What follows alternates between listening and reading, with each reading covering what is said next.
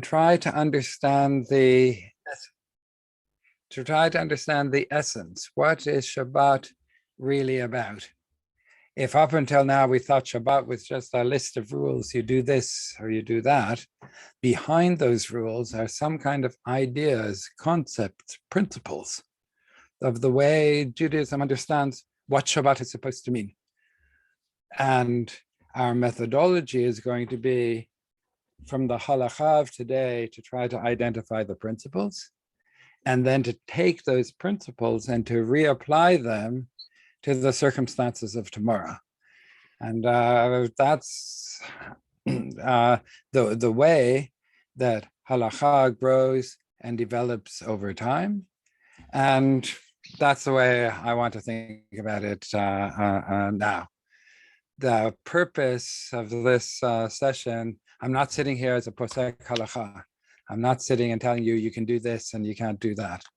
Our purpose is to really try to understand the principles and try to think together and try to get some kind of vision or some way of thinking about how we should deal with the changes as they're coming. So that's the methodology. So I think we want to get straight into it.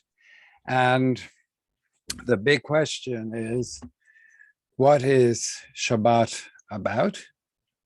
And what are the core principles that dictate the halacha of Shabbat? And for that, we have to, of course, go back to the Torah. And I'm going to share my screen now. And we'll look at some of the core sources. So the first source that I want to look at together with you, not surprisingly, comes from the book of Genesis. And Genesis chapter 1, it's actually chapter 2, but that's it shouldn't be, it should be chapter 1. The story of creation. I don't know if you're aware that the story of creation, 6 days are in chapter 1 and the 7th day is in chapter 2. And the reason for that is that the division to chapters was introduced by Christian monks and not by Jewish scholars. And the Christian monks wanted to de-emphasize Shabbat on the 7th day because they had already made their day of rest on the first day. So they stuck it in chapter 2, hoping that no one would notice. But anyway, that's not that important. The 7th day of creation, we get to the verses, we're all familiar with these verses because it's in the service on Friday night and it's on the Kiddush that we say on Friday night. Vayuchulu hashamayim v'haaretz v'chol tzva'am. And the heaven and the earth were finished and all their array. And on the 7th day, God finished the work that he had been doing. I want to emphasize the words here. God finished the work that he had been doing. And he ceased. The Hebrew word is vayishbot. He rested or he ceased on the 7th day from all the work that he had been doing. And God blessed the 7th day and declared it holy, because on it God ceased from all the work of creation that he had done. It's very simple. We know those verses so well, but I want to emphasize for us that there are 2 words that repeat themselves in this paragraph, not one word. There are 2 words that repeat themselves in this paragraph. One is the word work, in Hebrew, melacha, melachto asher asa, mikol melachto asher asa. One is the word melacha, which means work. And the other one is the word shavat, which actually means to stop working. Vayishbot, here it says to cease, but it also means just to rest. And there's 2 different words, and I want to maybe emphasize that there may be a difference between not working and resting. when we first look at it, we think that it's the same thing. You stop working, and by definition, if you're not working, you're resting. But I want to propose that there's a difference between not working and resting. Not working is a negative thing, it's about what you're not doing, but resting is a positive thing.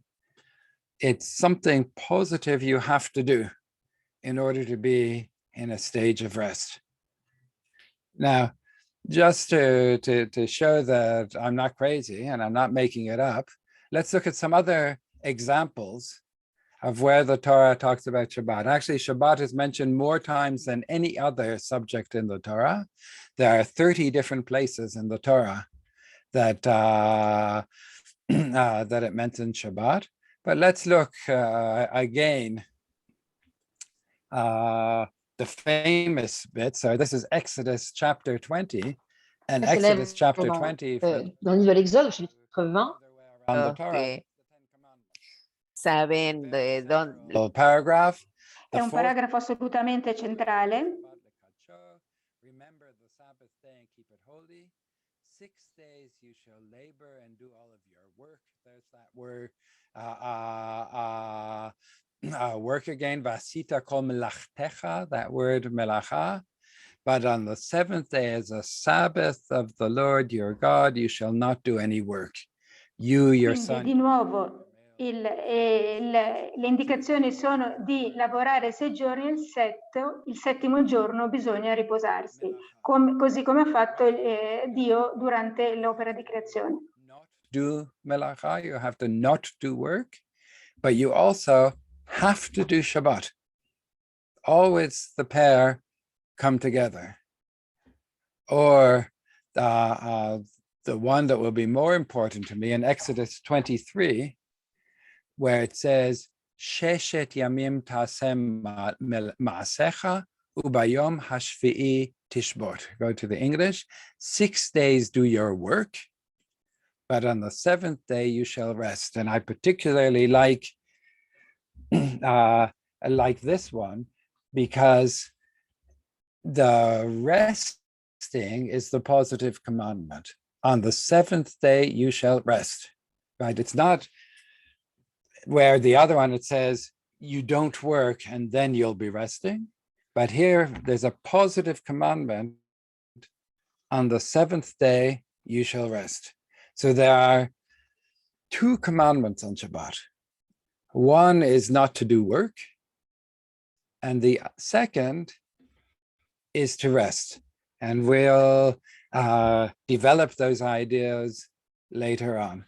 I just want to, it's not part of my main theme, but for completeness, I have to say that there's also a 3rd commandment on Shabbat, and we may or may not talk about it. The 3rd commandment doesn't appear in the Torah, it appears in the prophets, in the prophet Isaiah. And we have again a famous verse, Im tashiv mishabat raglecha asot chafatzecha b'yom kachi. If you refrain from trampling the Sabbath, Isaiah is complaining about people who aren't really keeping Shabbat, they're trampling the Sabbath. And he's yelling at them, he says, refrain from trampling the Sabbath, from pursuing your affairs, from doing your business on my holy day. If you call the Sabbath a delight and the Lord's holy day honored. And in the Hebrew, you have Vikarata l'Shabbat oneg. The word for delight is oneg. And that's about enjoying Shabbat. That's about having time with your family, about having times with your, I jumped here a little bit, having time with your family and having times with your friends and doing pleasurable things on Shabbat. And there's also a commandment not only to rest. I could do nothing on Shabbat and I would be doing the commandment of not doing work and I'd be doing the commandment of resting, but I wouldn't be keeping Shabbat according to Isaiah. Because according to Isaiah, I have to both not do work and also I have to have oneg. I have to enjoy. I have to be doing things that are pleasurable, that are a delight. And you might know that term, Onig Shabbat. There's a party on Friday night, traditionally, when you get together on Friday night for social reasons, that's called an Oneg Shabbat. And that's just the celebration of Shabbat. And that's a really important thing. And maybe I'll just tell a little story when my wife and I, when we were young parents. So we caught our son, Josh. You might know Josh. He's a rabbi now, but once upon a time, he was a 2-year-old child. And he was sitting, playing with his toys, and he was talking to himself. And he was obviously thinking about Shabbat, because he was just saying to himself, you don't watch the television, you don't play with the cars, you don't have any games, you don't, he had a whole list. There wasn't, not all the things he said were true. In other words, he wasn't being a good rabbi at the time, but we listened to him talk to himself, trying to process in his mind what Shabbat was.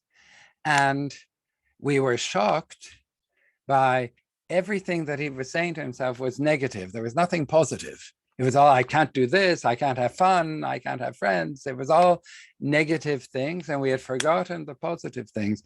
And because we had forgotten about Oneg Shabbat. Well, of course we also did Oneg Shabbat, but we hadn't emphasized it. And we immediately changed the customs in our family. And the children during the week had regular yogurts, but on Shabbat they got chocolate yogurts, because that's Oneg Shabbat. And now they know, and then they knew that they could, they had to enjoy Shabbat also, and could remember the Oneg Shabbat.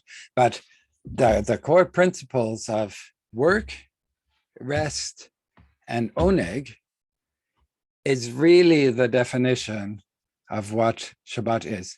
And I can't emphasize it more. Shabbat appears in the Torah more than any other commandment. It's first mentioned in Genesis, the story of creation. And I always say to people, there is no definition of Judaism that doesn't have the idea that you rest on the seventh day at its center. Right? I know there's 613 commandments and all the commandments are important, but the fact of the matter is that there's no commandment that carries the weight that Shabbat does in its in its place in the Jewish tradition. So that's kind of what you get if you look in the Torah. I want to step one step further, but because of course we are not Torah Jews. We don't live our Judaism according to what it says in the Torah. We're rabbinic Jews, and we live our Judaism the way that the rabbis understood that Torah. So the rabbis took those ideas and they turned them into lots and lots of laws. The phrase you find in the Talmud is Tilei Tilim Shel Halachot, mountains and mountains of halachot, because there's actually, in the Torah, there are very few laws of Shabbat, but in the Mishnah, there's lots of laws of Shabbat. It's one of the biggest tractates. But again, the rabbis base themselves on the same principle. So when you ask people kind of the fundamentals of the laws of Shabbat in rabbinic law, the term that everyone knows is something called melacha, from that word that comes in the Torah, right? Lo ta'aseh kol melacha, don't do any kind of melacha. But the rabbis defined the word melacha, and famously in the Mishnah tractate Shabbat, chapter 7, go back to my thing, it defines what the melachot are. And famously in the Mishnah, it says, Avot melachot arba'im chaser echad. The categories of work, the main categories of work are 40 minus 1. They're 39. If you know the lots of Jewish texts organized either around the number 7 or the number 40. So they couldn't say 39. 39 isn't a good number. It has to be 40 minus 1, so it would fit into the numbers that it has to be. And we have a list of 39 types of work that are considered, here it uses the word of melacha, the further categories, the main categories of work. And you may be familiar, I'll go with it in English. 39 categories of melacha are plowing, sowing, reaping, binding sheaves, threshing, winnowing, selecting, grinding, sifting, kneading, baking. I feel sorry for the translators, but don't worry if you don't get them all. Shearing wool, washing wool, beating wool, dyeing wool, spinning, weaving, making two loops, weaving two threads, separating two threads, tying, untying, stitching, sewing stitches, tearing, trapping, slaughtering, flaying, panning, scraping hide. I could go on to the next one, writing 2 or more letters, erasing 2 or more letters, building, demolishing, extinguishing a fire, kindling a fire, putting the finishing touch on an object, and transporting an object between the private domain and the public domain.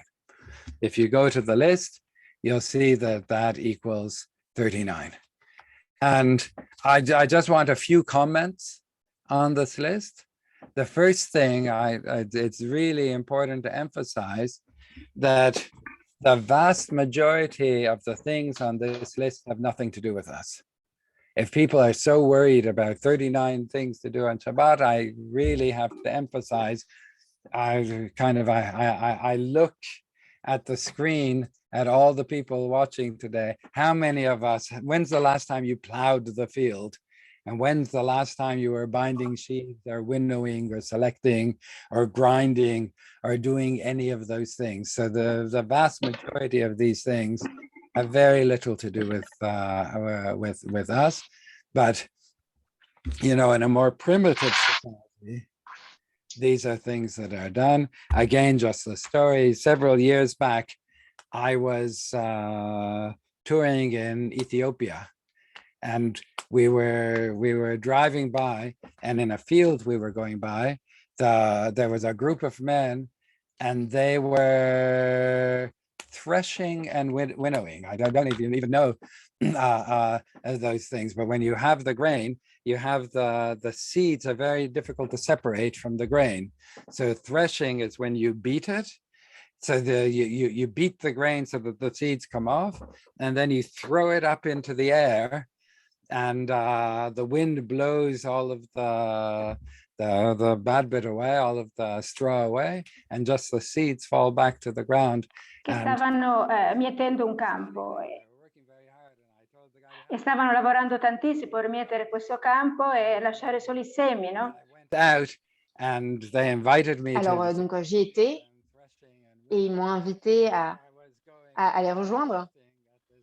Y yo estaba tratando de hacerlo y ellos se reían porque obviamente no sabía cómo hacerlo. Opportunity to feel what these things are, but already the majority of the things on this list aren't relevant. If our subject is what happens when Shabbat becomes irrelevant, already in this list, the majority of things aren't relevant. But I think the principles we already see here, because it's very easy to put all of these melachot into groups. So the first group of melachot, plowing, sowing, reaping, threshing, winnowing, selecting, kneading, baking, what does it define? Right. All of those things, they're actually only one activity. What's it describing? Anyone? It's actually baking a loaf of bread. You start from preparing the field and planting, and then you prepare the seeds, and the grinding is making the flour, and the sifting is sifting the flour, and then kneading the dough. And in the end, you bake it. In other words, it's describing baking a loaf of bread. And a loaf of bread isn't just a food. The loaf of bread is the symbol of man-made food of kind of for many cultures, bread is the core source of people's calories. And of course, as you can see, that it's very hard to make a loaf of bread. It's much easier to eat an apple off a tree, but to make bread is actually a very sophisticated process. So there's nothing that represents the civilization around food more than baking bread. Eating an apple is just eating. Bread is the result of a culture, is a result of a society. So that's the first activity. The second activity, shearing the wool and washing the wool and beating the wool and dyeing the wool and spinning and weaving and making two loops. If I go on, weaving threads, separating threads, tying, untying, sewing, stitches, tearing, what's that defining? Clothes. That's making clothing, right? So again, it's how culture takes nature and turns it into our clothing.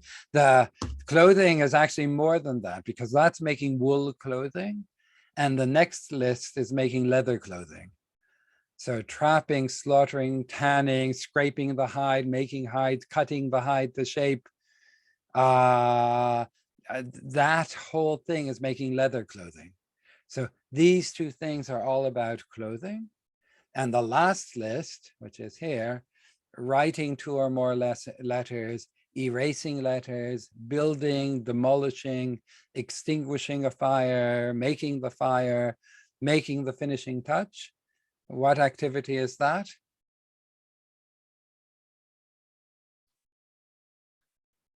You have to think about it. That's building a building. The making the letters are about making the plans and marking out the things that you're cutting. But then you have the building and breaking things. Anyone who's had work done knows that you have to break a lot in order to build, and making the fire and everything around the fire. All of that's making a building. And again, that's kind of a central feature of culture, of civilization. As a matter of fact, if you would ask me, what is civilization? Civilization is the way we provide ourselves with food, clothing, and shelter. The basic ingredients of civilization are food, shelter, and culture, and food, clothing, and shelter. And the melachot of Shabbat is basically saying you, for one day, stop doing the work of creating civilization. Not because that's bad, right? Right. Judaism doesn't think that civilization is bad.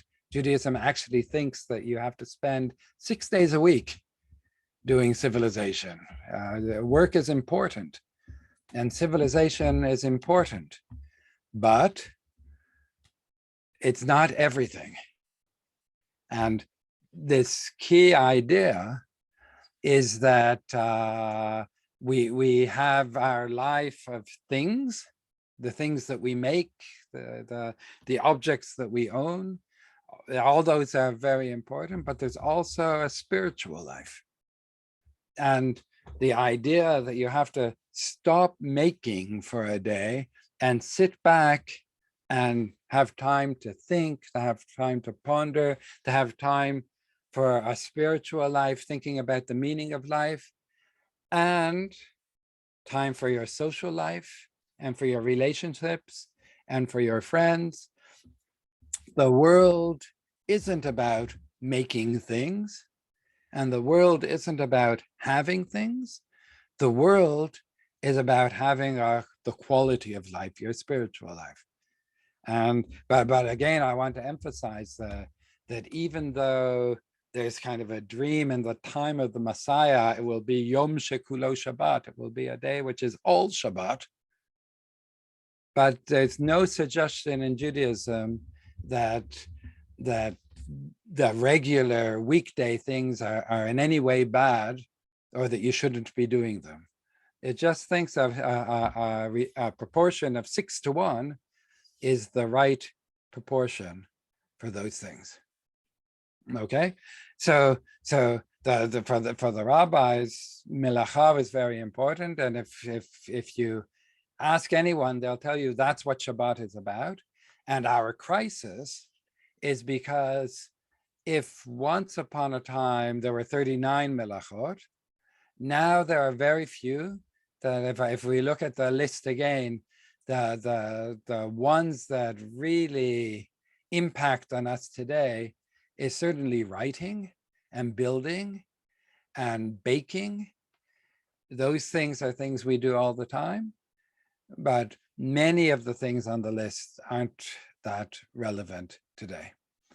But I want to move on because there's another category that exists in the world of the rabbis, and that's something that the rabbis called shvut. Right, right, and shvut comes from the word Shabbat, and it means rest. And just as the Torah understands Shabbat has an element of not doing work, but also an element of resting, the rabbis Shabbat has an element of not doing melacha. Non è solo, riconosce non solo come elemento lo Shabbat, mais aussi un élément de repos positif. O sea que no alcanza con simplemente no hacer un trabajo melajá. To make sure that you're resting. We see how Rambam understands Shvut. So Rambam in the Mishnah Torah, Hilchot Shabbat, he says the Torah states, you shall rest. Ubayom hashvi'i tishbot. On the seventh day, you shall rest, right? That's the positive commandment to rest. You must cease even behaviors that are not melacha, right? Even things that are not melacha, even those things, sometimes you're not allowed to do them, even though they're not melacha. And the things that the sages forbade for the sake of rest are numerous. Some of them are prohibited because they are akin to melacha, they are like melacha. And some are prohibited as a circumscription, I mean, and that means a prohibition, to prevent encroachment on prohibition. Some are just forbidden to keep you from accidentally doing other prohibitions, and that are encroachment on prohibitions that are punishable by stoning. If I give an example, maybe it will be clear. So one of the melachot on Shabbat is writing. So you're not allowed to write on Shabbat. It's a melacha. And if you do that, you're transgressing the biblical commandment, lo ta'aseh kol melacha. You're not allowed to do melacha. There are other activities that are like melacha, and so much like melacha, they're called a tolada. They're a subcategory. If I give you an example, writing means making a record of things by writing down letters. Drawing a picture isn't writing, but that's called a tolada because it's like writing. I can record something with letters, but I can also record something in pictures. So that's a subcategory of writing. I want to go even further than that. The meaning of writing is to make a permanent record of something so that I can access it in the future. So if I record something on a tape recorder, or in a Zoom call, I'm also writing. That's the melacha, or that's at least a tolada. Now we move a little bit further away. The rabbi said that you're not allowed to have hearings in a court on the Shabbat. The court doesn't open and the court doesn't judge on Shabbat.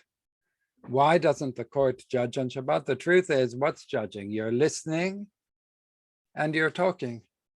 You listen to the case, and then the judges think about whether the person is innocent or guilty. And then they say, this person is innocent, this person is guilty. There's nothing you do in a court, which by definition is one of the 39 melachot. But the rabbi said that courts always record their proceedings. They always write a record of what happens in the court. So the rabbis have forbidden as shvut, right? It's like a melacha. A court isn't allowed to work on Shabbat because it's connected in some way to writing. Now I want to go one step further. What about shopping on Shabbat? Now, shopping, if you look at the 39 categories, there's nothing in the 39 categories that talk about shopping. Shopping isn't a melacha. Handling money isn't a melacha. But the rabbis have said that this is shvut. It's shvut because going shopping isn't resting. And if you would ask them, why shopping? Well, they would say, if the courts don't run, then business doesn't run. Because businesses work in the courts and businesses sign contracts and businesses like to use writing. But even shopping, which you don't have to write, that's the extension of it's just too similar. And that's shvut. Many of the things that we assume you don't do on Shabbat aren't melachot, but they are the rabbi's understanding of what you need to do on Shabbat in order to make it a day of rest. So if I give you other examples, I've already, so shopping isn't melacha, but shopping is shvut. If I give you another example, traveling, if you think of it, there's nothing in traveling which is actually a melacha on Shabbat, but traveling is shvut. And the rabbis have made a whole list of things that they consider to be close to melacha, but more importantly, they consider to be not in the spirit of the day, not part of a day of rest. And they've defined a whole different world of Shabbat, which is outside of the 39 melachot. Now, I want to pause for a second and consider kind of the meaning of what I just said. Because what I'm going to propose is, if we look into the future, when we look at a world where more things are automated and we do less work, which is actually work, what I'm going to propose is that the commandment of lo taseh melacha, don't do work, will be less central to Shabbat, even though today we think about Shabbat as being not doing work, that the isur melacha, the prohibition of doing melacha, will become less important because we will do less melacha.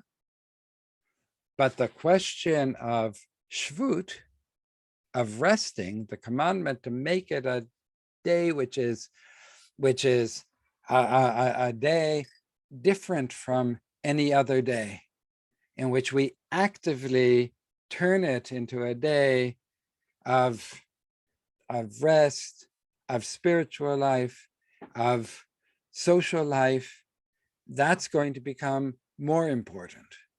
So I don't expect Shabbat to disappear, but I expect the shape of Shabbat to look differently in the future than it has up until now. If anyone, any comments or questions, I'm willing to listen to, and then kind of move on. Does anyone want to say anything about what I've said up until now? Yes, I have a question. I live on the 6th floor. And if I take the lift down, it's not very, it's more resting than taking all the stairs. If I'm going to get up to my apartment, it's even more tiring. Right. So Why couldn't I? Yeah, I'm glad you asked that question, because that helps me move to the next topic I want to talk about. And that is electricity. I've not said anything about electricity yet. And there's an assumption that electricity, somehow it's something like fire, and it comes into the world of melachot. But actually electricity is much more complicated than that. And the truth is that the question of using electricity is the central question. Because if I say our world's become more automated, it's become more automated because we use more electronic devices, we use more digital means. Electricity has entered every single aspect of our lives. And it's impossible to think about what happens going forward without actually considering the question, what do we do with electrical things on Shabbat?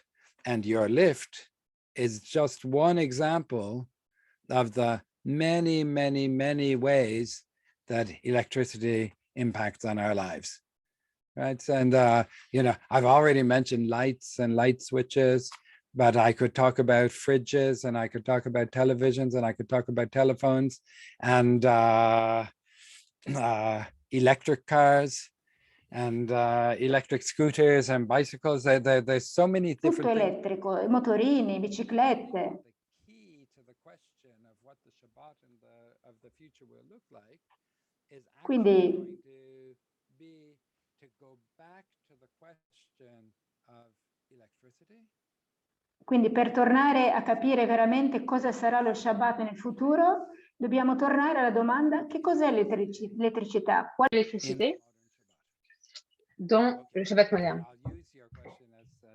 Ok, alors et j'utiliserai votre... Tu pregunta como excusa para avanzar con eso. I'll ask a very simple question. And the question is, are you allowed to use electricity on Shabbat? Is electricity permitted, or is electricity forbidden? And we all know that it's forbidden. But if I would push you a little bit further and ask you why it's forbidden, I'm not sure that people would be able to answer that question, because it's actually a much more complicated question than we think. So let's look at it. So if you ask the question, is electricity permitted on Shabbat? The classic way to think about that question is to look at the framework of melacha, and you would ask yourself, is using electricity connected with any of the 39 melachot?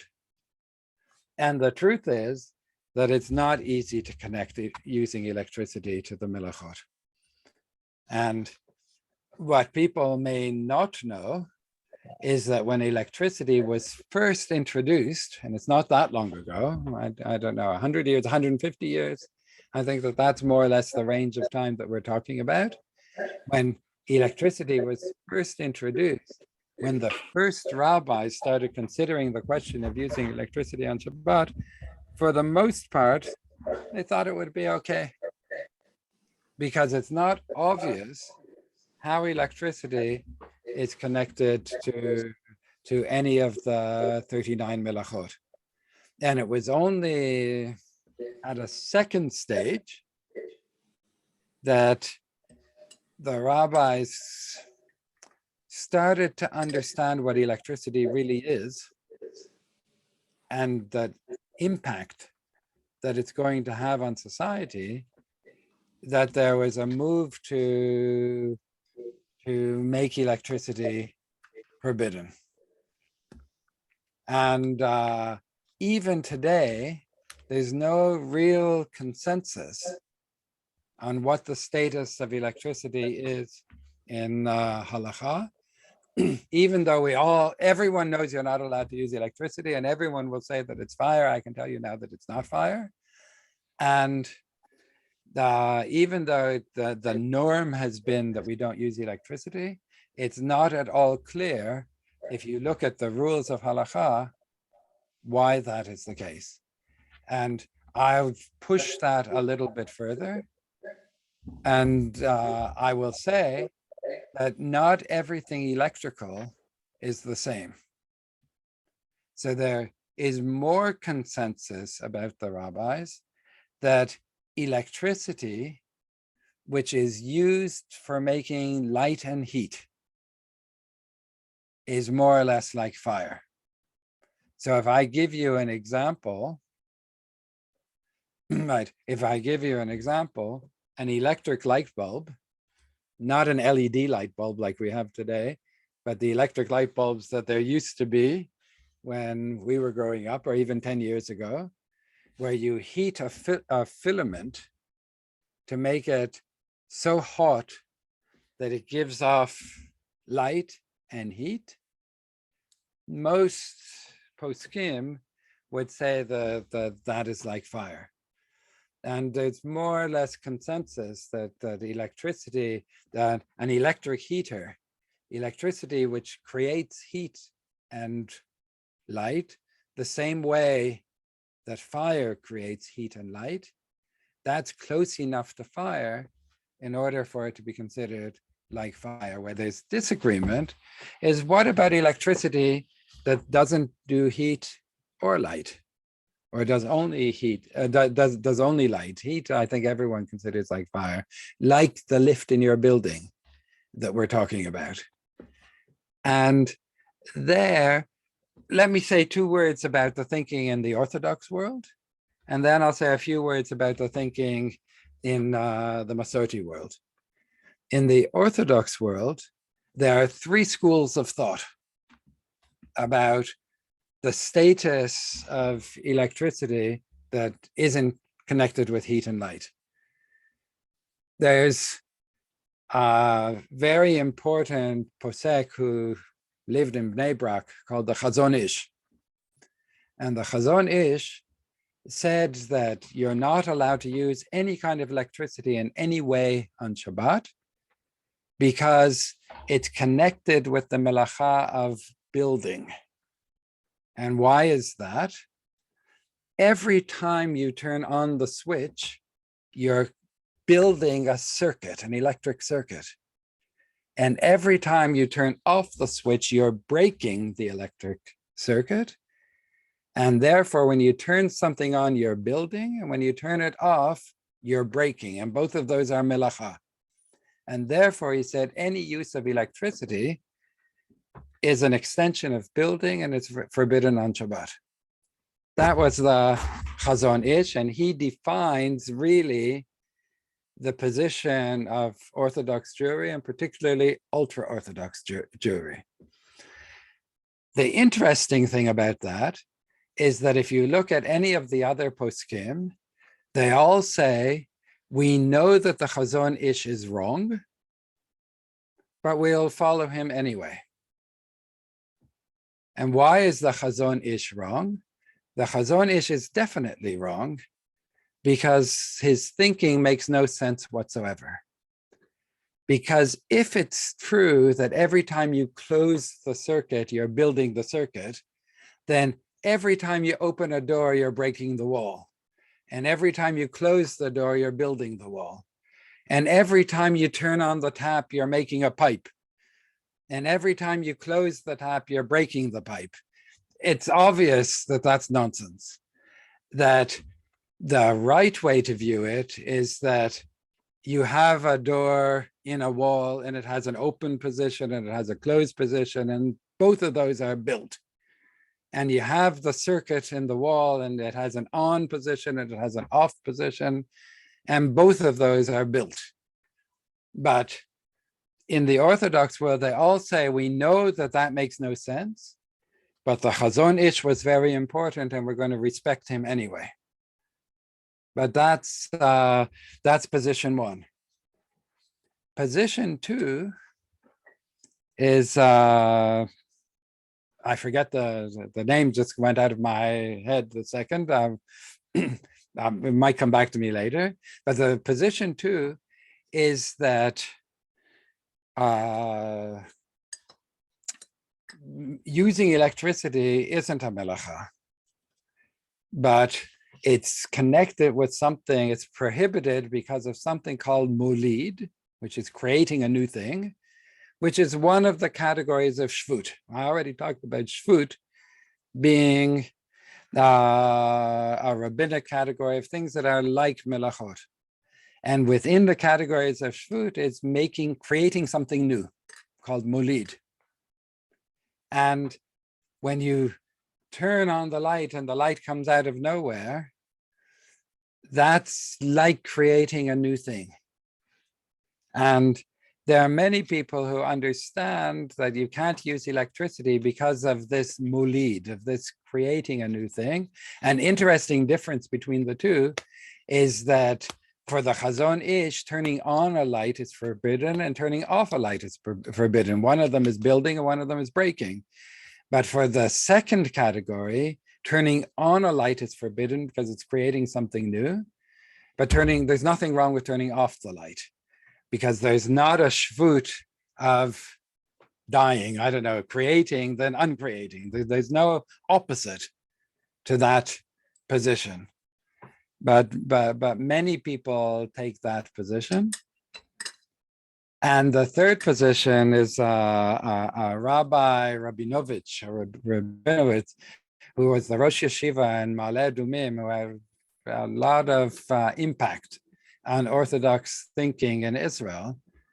And he interestingly said that there isn't really any prohibition in using electricity on Shabbat. This is a very serious, one of the main pillars of Orthodox Jewry, I would say today, but he died a few years ago, but certainly in our decade.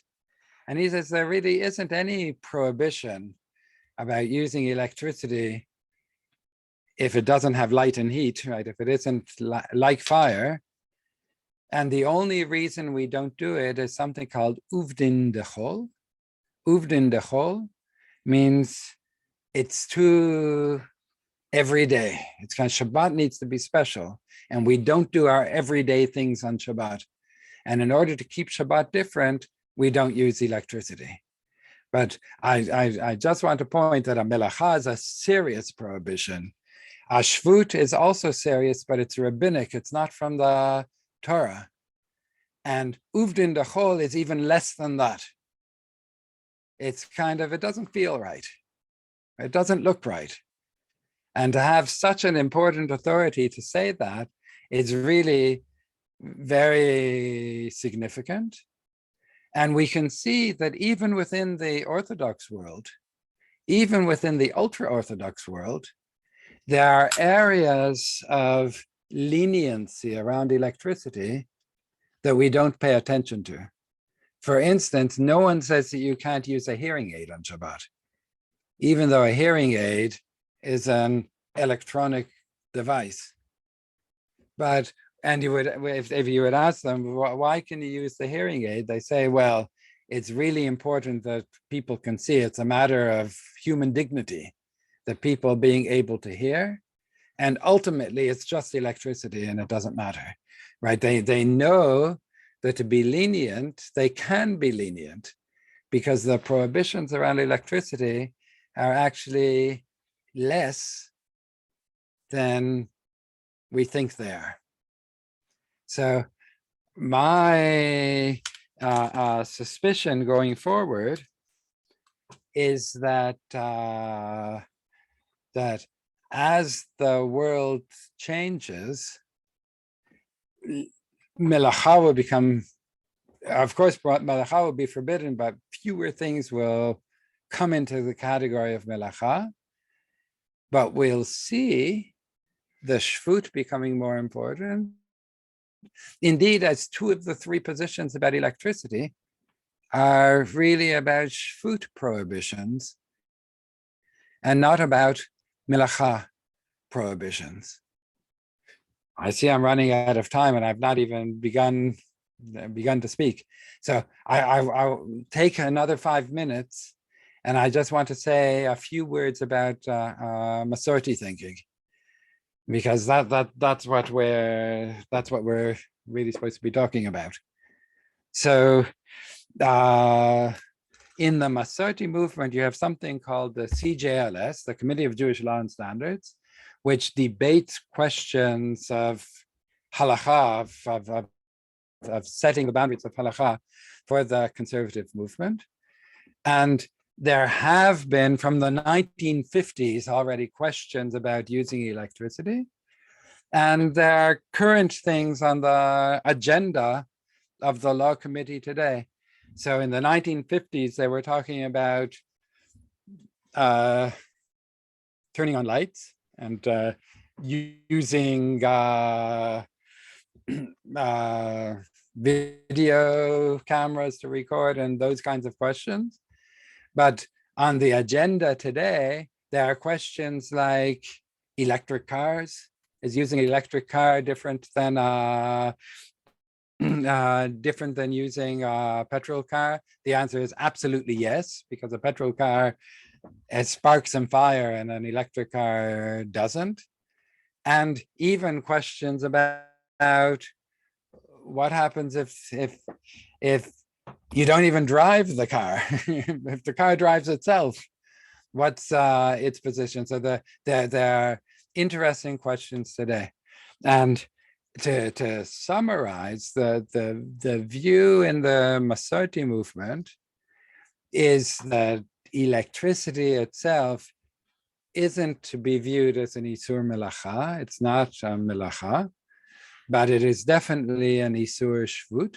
It's definitely connected to those things the rabbis added in order to make Shabbat a day of rest. And a lot of thinking into what yes and what no to do that will keep Shabbat different and as a day of rest, but will also recognize that our society has changed in many ways. If I just give you some examples of things that have been discussed in the law committee and to try to define the difference. Mobile telephones, sorry to tell you that's a no. And the reason that it's a no is that the mobile telephone is very much connected with writing. The first thing you do is touch on the screen and sending the emails and doing all of that. It's inherently connected with writing, and writing in itself is an isur on Shabbat. On the other part of the paradigm, the lift on Shabbat is actually something that the conservative movement considers to be okay. That the lift on Shabbat isn't connected with writing, it's not connected, there's no milachot directly connected to it.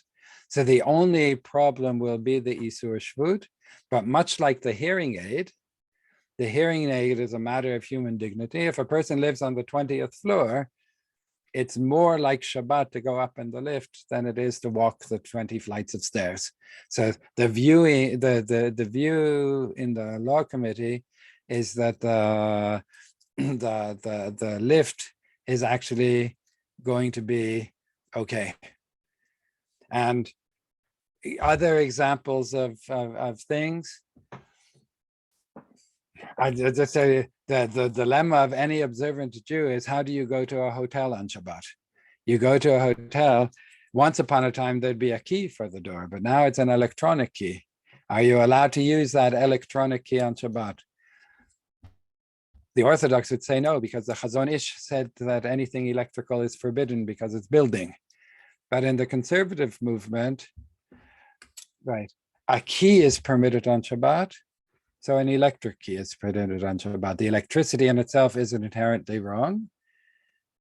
And because the activity itself is something that's allowed on Shabbat, they're allowed to do it even in an electrical way. So in the conservative movement, your electric key is going to be okay, but in the Orthodox, it's not going to be okay. So the movement in the conservative movement is to define electricity as not inherently forbidden, to see electricity as being an Isur Shvut, but within the Isur Shvut, now you have to ask yourself the question of, should it be permitted or should it be forbidden? The things that are like melachot remain forbidden, and the things that are like those things that were permitted will remain permitted. I'll 2 seconds for if anyone has any questions. And unfortunately, we run out of time, but that's the nature of these things. So I'll answer 1 or 2 questions, and then we have to finish for the evening. Yeah, can you say a few words about oneg, please? Oneg, well, besides chocolate yogurt. Chocolate yogurt is very important for oneg. What's left for our oneg Shabbat? I just want to, we all know that you're supposed to eat 3 meals on Shabbat. And the reason that you're supposed to eat 3 meals on Shabbat is oneg. And you're supposed to have good food on Shabbat. It's not just chocolate yogurts, but the idea that you save the best for Shabbat, and that you invite lots of people around and you have lots of people and lots of singing, all of that is connected with Oneg Shabbat. And I think it's really, really important to emphasize that, because it would be so easy, right? If there were forms of Judaism before the Pharisees that thought you don't turn on, you're not allowed to turn on fire on Shabbat, so we'll sit in the dark, or we'll sit in the cold. And it's really interesting that the rabbis' vision of Shabbat was never about sitting in the dark and sitting in the cold.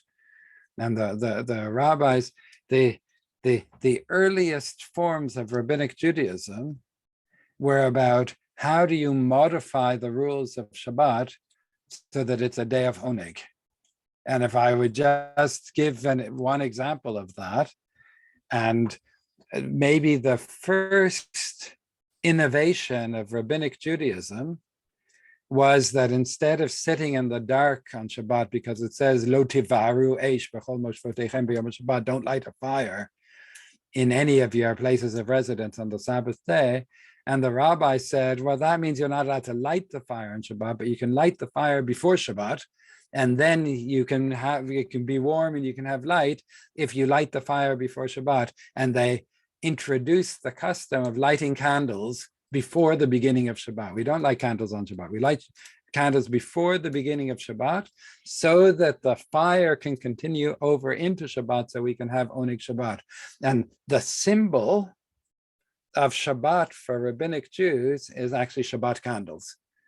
And for me, that's the symbol of the rabbis innovating, already twisting the laws of Shabbat to make it more adaptable for people to live a normal life within the rules of Shabbat. Right. Okay. I'm well beyond my time, and that's a very bad thing. So I want to take the opportunity to thank everyone who's joined me today. That's just the beginning of thinking. There's a whole lot more we could say about Shabbat, and we could say about Shabbat and the Masorti movement, and I could even talk for a whole week just on electric cars. But that's a different subject. In 2 weeks' time, we're coming back, and we're talking about the next category we want to talk about, and that is kashrut. And the question we're asking in 2 weeks' time is, what's the meaning of keeping kosher in a world where we print our food in a 3D printer, right? What will kashrut look like when all of our food looks differently? So once again, thank you. And thank you so much, Rab Chaim. Thank you everyone for being here. And thank you for making this subject that we think we know so well, so thrilling and so interesting. So in 2 weeks, on the 27th, we will meet again. Thank you for being here. And the session will be recorded and uploaded to our YouTube channel in case you want to rewatch it or to recommend it to anyone else. So thank you so much. Thank you to our interpreters, and see you next time. okay, thank you. Bye-bye.